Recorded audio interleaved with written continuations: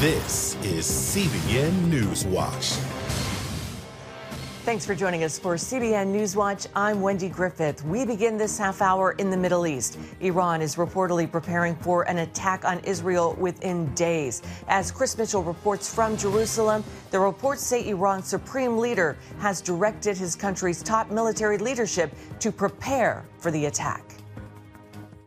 Ayatollah Ali Khamenei made the decision to go prepare for the attack after reviewing the damage from last week's attack by Israel, according to the New York Times. Iran's top general says the Islamic regime will hit Israelis with what he called an unimaginable response. You can't live in a sea of fire. You are small. You don't even have somewhere to escape. For all of Iran's bluster, Saudi Arabia's foreign minister thinks the Iranians realize how vulnerable they are and fear a full-on fight with the IDF. My sense is that at least on their side, that they realize the risks of escalation and would prefer to avoid it. Axios reports Israeli intelligence suggests the attack could be launched by pro-Iran militias in Iraq and not from Iran itself, possibly to avoid another Israeli strike on Iran. The reports follow Israel's second attack on Iran last week. At the time, Israel destroyed much of Iran's ballistic missile production and its air defense systems. One U.S. official said the damage to Iran's air defense system is so extensive it left Iran basically blind. Israel did not hit either Iran's oil facilities or its nuclear facilities in that attack. However, Israeli Prime Minister Benjamin Netanyahu announced at an IDF officer's graduation ceremony that the nuclear sites are Israel's chief concern. The supreme objective that I have set for the IDF and the security services is to prevent Iran from attaining nuclear weapons. Halting the nuclear program has been and remains our chief concern. We have not taken, and we will not take our eyes off this objective. Obviously, I cannot detail our plans to achieve the supreme goal. And while tensions with Iran escalate, Israel is hitting Hezbollah targets throughout Lebanon, while IDF troops are advancing in the southern part of the country. The military campaign is taking place amid talks of a ceasefire deal and questions if a ceasefire could hold. Netanyahu says these talks miss Israel's top concern. The main point is our ability and determination to enforce security, thwart attacks against us, and act against the arming of our enemies, as necessary and despite any pressure and constraints. This is the main point. Thursday was one of the deadliest for Israel, where 7 were killed in Hezbollah attacks. The IDF also released this interview, where a United Nations Relief and Works Agency employee described how Hamas commandeered UNRWA vehicles as a form of defense. Their thought process was that when they get into an UNRWA vehicle, then they are protected. Yes, they are safe because it's an agency vehicle. Many see this as more evidence that UNRWA has been exploited and infiltrated by the terror group at its highest levels. And Chris Mitchell joins us now from Jerusalem. Chris, great to see you. Sorry, it's early here. How credible, Chris, are the threats by Iran and its military? Well, a lot of people wonder about that, Wendy. They've tried twice. First, on April 13th, they fired 350 projectiles against Israel. 99% of them were shot down by Israel and a number of other nations, including the U.S. and Jordan and Saudi Arabia. And then on October 1st, 181 ballistic missiles. And both of these attacks caused minimum damage. The Iraqi groups that they say possibly could be firing these ballistic missiles and drones and UAVs. There's a question of how much firepower they have. And actually, there's this, a bedtime story that people are referring to, the wolf and the 3 little pigs. I'll huff and I'll puff and I'll blow your house down. Does Iran really have the kind of firepower that they haven't used already that really could do damage to Israel? And as we put in that report, Iran right now is really naked militarily because of these air defense systems that have been put out and basically destroyed. So do they want to put themselves at great risk? Israel says if they do, if Iran does hit, they're going to hit Iran much harder. Chris, does Iran face any dangers from within, from internal opposition groups? They do, Wendy, and I think it's sort of an underreported story. Iran is a very diverse country. About 50% of Iran is Persian or Farsi speakers, but there are many other ethnic minorities that oppose the regime, and they include the Kurds, a group called the Azeris, the Balochs, the Arabs in a region called Azawaz. In fact, the CEO of the Azawaz wrote an op-ed recently in Memory, which is the Middle East Media Research Institute, and he said, I have a dream.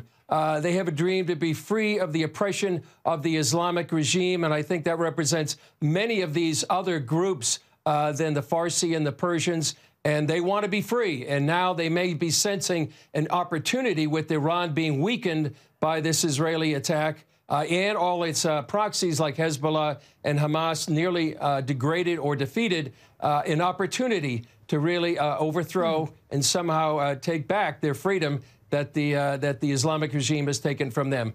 Wow, very interesting. Well, what is the feeling among some about a proposed ceasefire in Lebanon? Well, the sense is, Wendy, it could be premature. And the sense is that Hezbollah must be defeated, so it's no longer a threat to Israel or Lebanon. Their finances are being destroyed, the military infrastructure, and perhaps their political influences. And this would allow others inside Lebanon to rise up that have been suppressed for decades.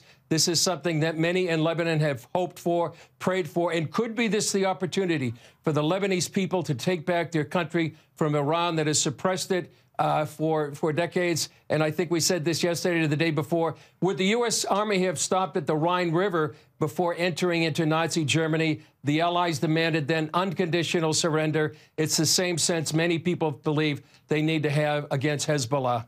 Yeah, great analogy there. Chris, you have a great show. It's called Jerusalem Dateline. It's on the CBN News Channel. What's on tap for today?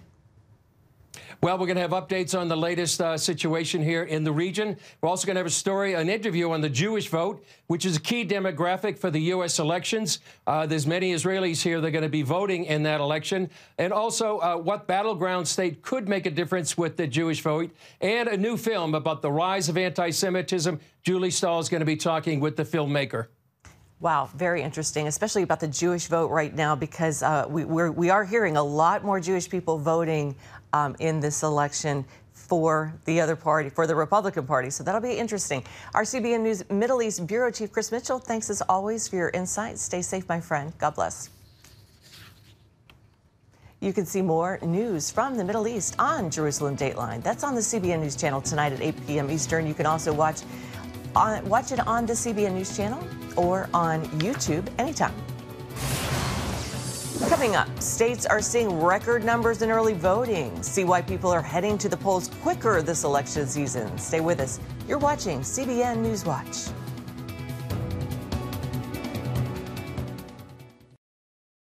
Download the CBN News app, 24/7 news from a Christian perspective at home or on the road.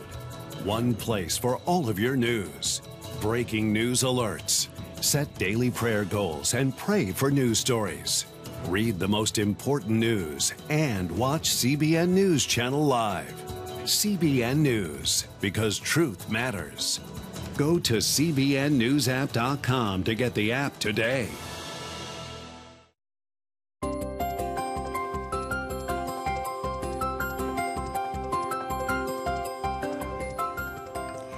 Welcome back to CBN News Watch. 2024 is seeing record-breaking early voting as Election Day quickly approaches.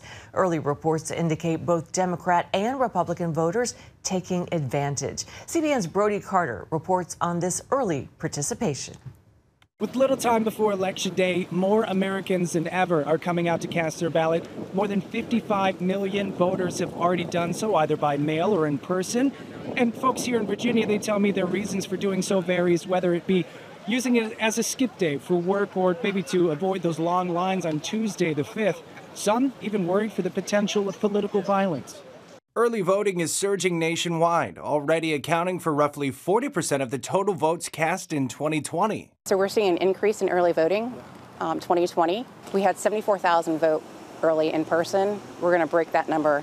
We have about 65,000 right now. Key states like Georgia, North Carolina, and Arizona are seeing unprecedented early voting numbers. Nearly 3.3 million Georgians have already cast their ballots. Early turnout this year also shows a notable shift with Republican voters. 6 days from now, we can turn the page forever on this failed and corrupt administration. After previously discouraging it, Donald Trump now urges supporters to vote early, and party leaders are seeing the difference. First of all, we've been advertising, we've been encouraging, and they are responding. And second of all, they're fed up.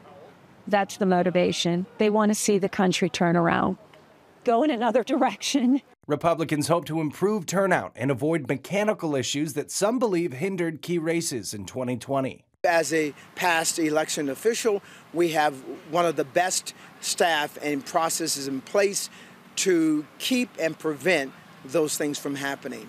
Meanwhile, Democrats are working to sustain their pandemic-era momentum in early voting. In Pennsylvania, for example, Democrat mail-in ballots outnumber Republican returns by over 350,000. I think what's most important about early voting is that regardless of where you may align politically, that you exercise your right to vote in this country. And your right to early vote reinforces how strong our democracy is and sets an example for the world. Still, with talk of election integrity concerns continuing, some GOP-led states have introduced stronger ID requirements. Well, we can't really talk about security plans because then they won't be secure.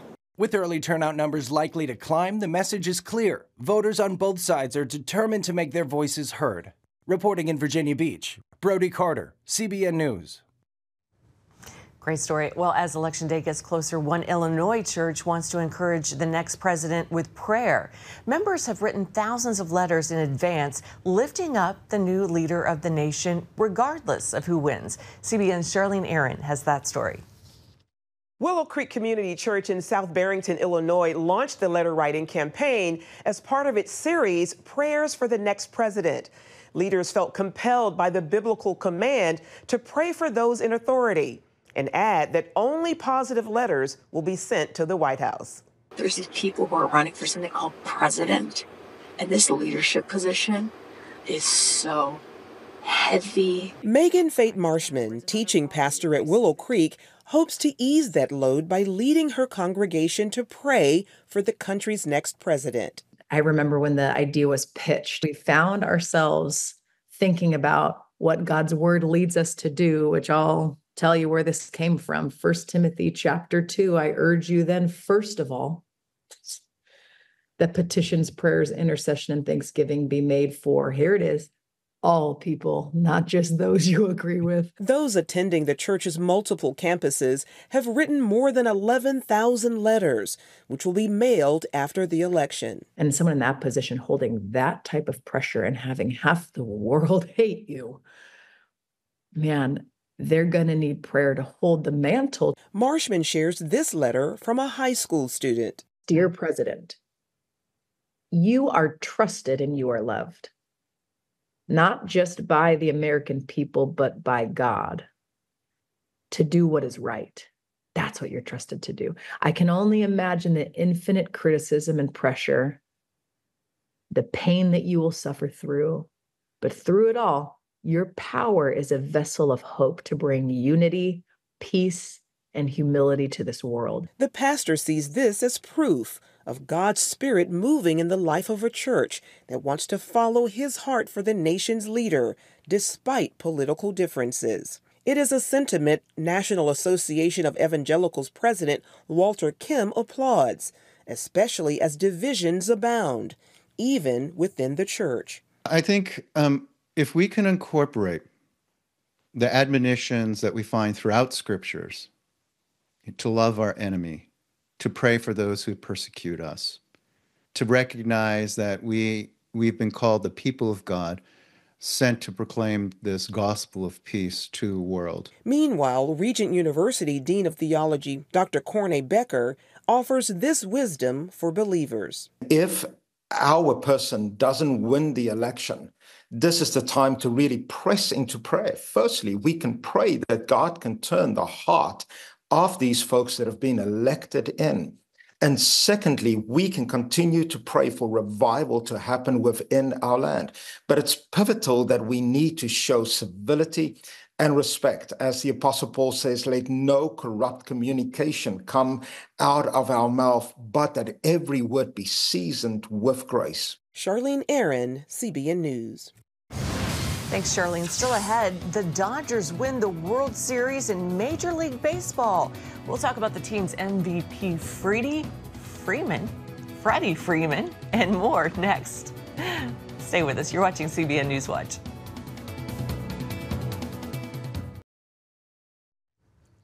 And welcome back to CBN News Watch. The City of Angels celebrated a miraculous comeback this week.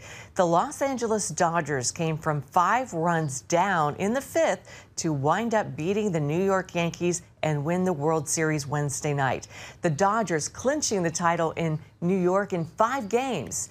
Freddie Freeman voted the most valuable player. Freeman drove in 12 runs, tying a World Series record. He also hit home runs in the first 4 games of the series, including a walk-off grand slam to win the game, or to win Game 1. CBN Sports reporter Will Dawson joins us now for more on this big game. Will, great to see you.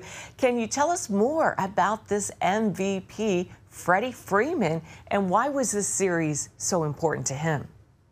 Yeah, Wendy, Freddie Freeman, we haven't seen a star in the postseason like Freddie Freeman in a long time. You mentioned the 12 RBIs tying a World Series record. That walk-off grand slam was the first in the history of the World Series. And then 4 consecutive games in this World Series, he hit a home run, but he also hit 2 more going back to his time in Atlanta back in 2021. So he set a World Series record for most consecutive games with a home run. A clutch performer is Freddie Freeman. But I spoke with him back at the All-Star game in July and talked about his family being with him. He talked about living his faith in front of his boys. And then just shortly after that, his 3-year-old son, Max, was diagnosed with Guillain-Barré syndrome, which is an autoimmune disorder, very rare and horrific for a 3-year-old to go through. And Freddie talked about how he really leaned into his faith at that time. Here's what he said.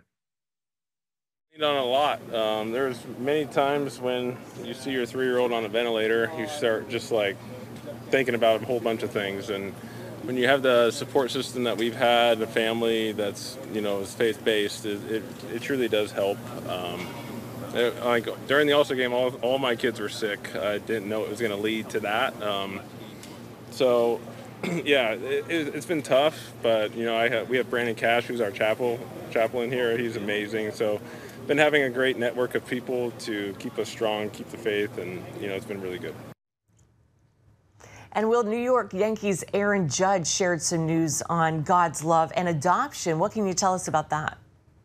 Yeah, baseball's home run king, Aaron Judge. He hit 58 home runs during the course of the season.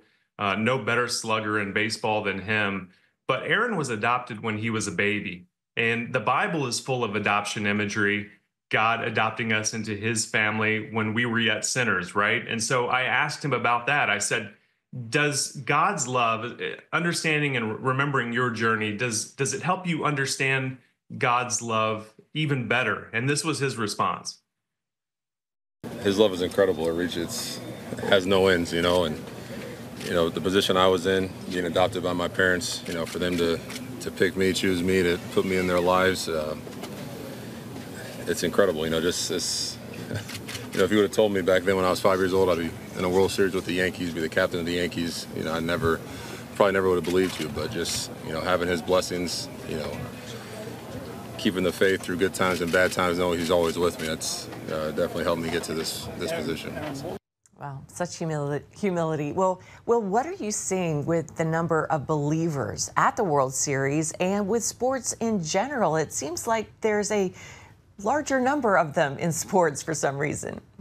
It does, doesn't it? Sports have never been as popular as they are right now. And even the women's game, you look across all of sports and you see not just some of the guys, but a lot of the guys and the big stars are not afraid to proclaim Christ. When the spotlight is the brightest on them, they're looking to turn around and shine it back on him. And that's why we're doing what we're doing with CBN Sports. We want to be there to allow these guys who already have a platform to while they're making a name for themselves, give that back to God and the abilities and the talents that they've been given. And we've just seen a number of people talk about that, and we're happy to help them proclaim that as well. So that's what we're doing with CBN Sports, and it's been a lot of fun. Yeah, so glad that you guys bring that to us. Well, how can our viewers get more great sports content, Will? Well, as you know, we've been covering sports at CBN for a long time, but we're really kind of in the infancy stage when it comes to social media. But you can follow us on Instagram. We're at CBN Sports _ and subscribe to us on YouTube. We're youtube.com/@CBN Sports. And there you'll find much more content than we could ever share just in a small portion or a small segment on television. All right, I'm going to follow you right now. CBN Sports reporter Will Dawson. I think I probably already am, but if I'm not, I'm going to follow you right now. Will Dawson, thanks so much for joining us. We appreciate it. And we'll be right back.